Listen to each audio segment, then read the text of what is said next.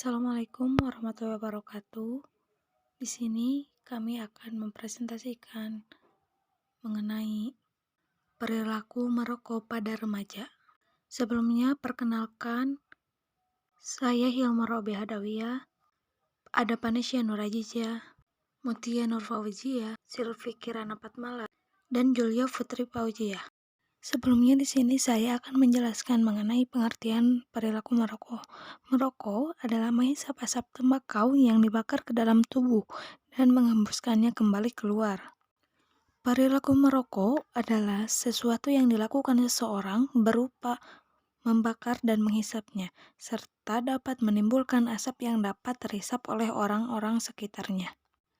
Tipe perilaku merokok, menurut Smith, ada 3 tipe perokok yang dapat diklasifikasikan.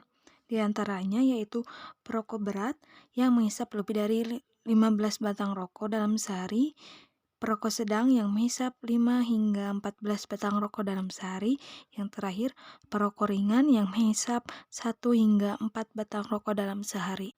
Faktor-faktor yang mempengaruhi perilaku merokok pada remaja diantaranya yaitu faktor biologis, faktor psikologis, faktor lingkungan sosial, faktor demografis, faktor sosial kultural, dan terakhir faktor sosial politik. Motif perilaku merokok menurut Laventhal dan Cleary menyatakan motif seseorang merokok terbagi menjadi 2 motif utama, yaitu faktor psikologis dan faktor biologis. Faktor psikologis pada umumnya faktor-faktor tersebut tentang ke dalam 5 bagian, yaitu kebiasaan, reaksi emosi yang positif, reaksi untuk penurunan emosi, alasan sosial, dan kecanduan atau ketagihan.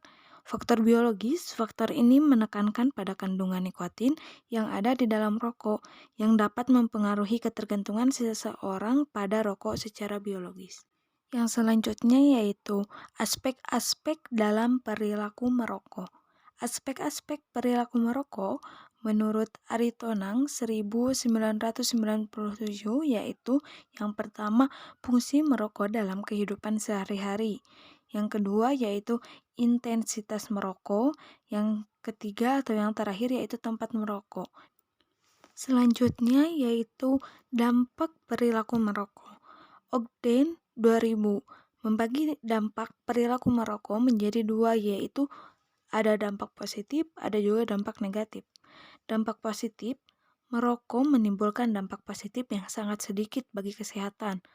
Graham dalam Ogden tahun 2000 menyatakan bahwa perokok menyebutkan dengan merokok dapat menghasilkan mood positif dan dapat membantu individu menghadapi keadaan-keadaan yang sulit. Smith 1994 menyebutkan keuntungan merokok terutama bagi perokok yaitu mengurangi ketegangan, membantu berkonsentrasi, dukungan sosial, dan menyenangkan. Adapun dampak negatif dari merokok dapat menimbulkan berbagai dampak negatif yang sangat berpengaruh bagi kesehatan tubuh. Selanjutnya yaitu terdapat 4 tahap dalam perilaku merokok. Seperti yang diungkapkan oleh Leventhal dan Cleary, Komasari dan Helmi tahun 2000, terdapat 4 tahap dalam perilaku merokok sehingga menjadi perokok. Di antaranya yaitu yang pertama, tahap preparatory. Seseorang mendapat gambaran yang menyenangkan mengenai merokok dengan cara mendengar, melihat, atau dari hasil bacaan. Hal-hal ini menimbulkan minat untuk merokok. Yang kedua yaitu tahap initiation. Tahap perintisan merokok yaitu tahap apakah seseorang akan meneruskan atau tidak terhadap perilaku merokok. Yang ketiga yaitu tahap become a smoker. Apabila seseorang telah mengkonsumsi rokok sebanyak 4 batang per hari, maka mempunyai kecenderungan menjadi perokok. Yang keempat atau tahap terakhir dalam perilaku merokok yaitu tahap maintenance of smoking.